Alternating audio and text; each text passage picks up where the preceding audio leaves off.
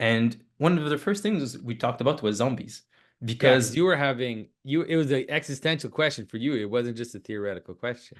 yeah, exactly. I think I wonder how common of a thing that is. Like, obviously, it's present in the common imagination because there's lots of zombie movies and books and so on. But basically, if I think back about this period of my life, while I was studying abstractly nihilism and materialism during the day in my studies, I would spend like all night long exploring the same topics symbolically, having zombie nightmares. So, like, for literally like all night every night for about a year, I had like zombie nightmares. It again sounds worse than it is. Like actually, what ended up happening after a while is I sort of figured out what was like going on. Like because initially, if you just wake up every time you have such a nightmare, like you'll never sleep. So at some point, I sort of understood that it was just like and just yet another zombie nightmare. So like even if I would get eaten or so on, I wouldn't actually wake up. I would just like I knew that I would just start another dream, but it never stopped. So like there's just this endless cycle of zombie nightmares.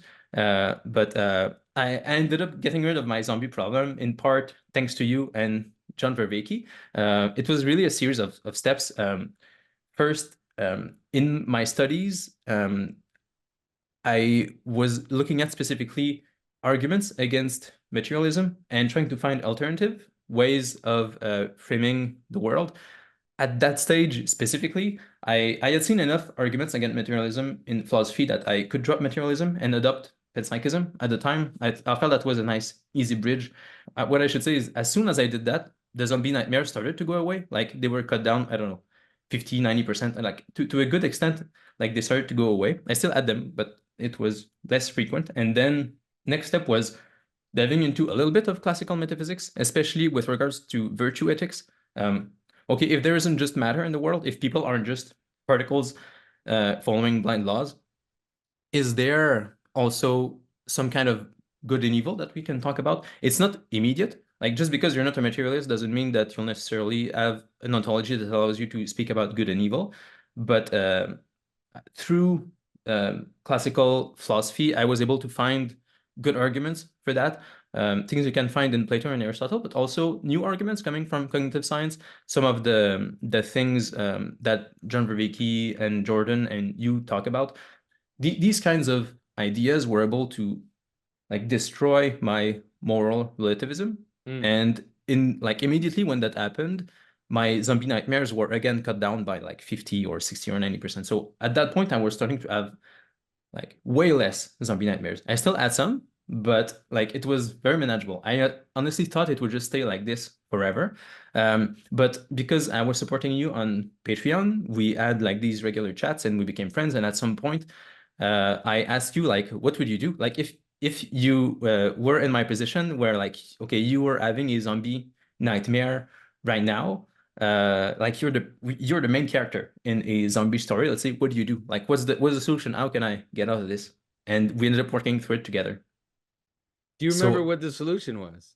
you not remember? Yeah, I remember what it was. Actually, we also like further improved it. I think 2, 3 years ago on the French podcast. But the initial solution was like it took us a few iterations to figure something out. But the basic idea we came up with was to do what Jesus would do. Um, because like zombies are, you've talked about this on your channel before, but zombies are a parody of the Christian resurrection. They're really a parody of the Christian worldview, specifically the Christian apocalypse, because zombies come back to life, but they don't have this glorious body. They just have this decaying body. They are all together, but rather than being in communion, they just like follow their impulses in the same direction. They look, let's say, unique and special, but it's only superficial. Really, they only like all want to eat. It's the same thing. They like they eat brains because it's the last remnant of meaning in a materialistic universe. Like they're trying to destroy like the only thing that doesn't fit quite right in the materialistic worldview, like even if they try to deny it. So, anyways, there's all these parallels between zombies and Christianity, where zombies are trying to basically destroy the ancient meaning systems.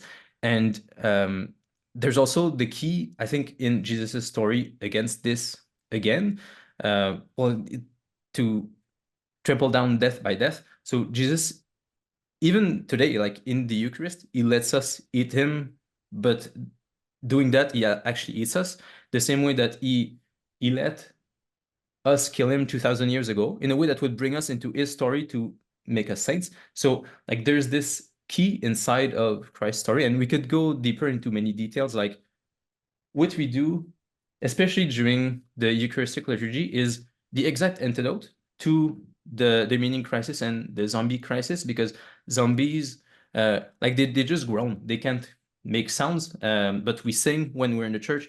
Zombies just like jumble up to eat stuff and destroy stuff, thinking only about themselves. But we're in church, we're praying for one another, we're being thankful towards the same thing rather than just consuming everything for ourselves. So there's all these parallels you can make to see how Christianity is specifically participating in liturgy is the solution to the zombie problem. And what we came up with was, okay, then what you would need to do is like somehow let yourself be eaten by zombies.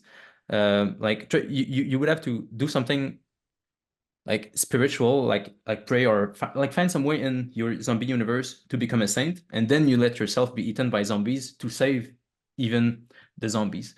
Mm. And when we worked through that, then my nightmares disappeared. I never had one since then. The only times I had some after were when I would explicitly be trying to write about my experiences for others, but I never had this again for myself. The dreams just went away.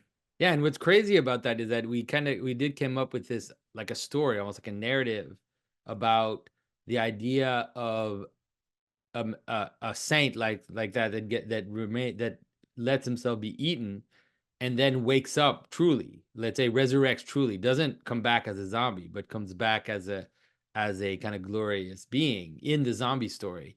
And it's weird because it seems like that's a story that should exist. Like somebody should write it, that the idea, because I don't think that exists. The idea of a zombie that wakes up from his state and retrieves, a kind of even a better level of consciousness that they had before.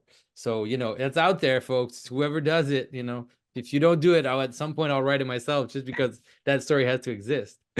Yeah, I think the closest I've seen is Warm Bodies.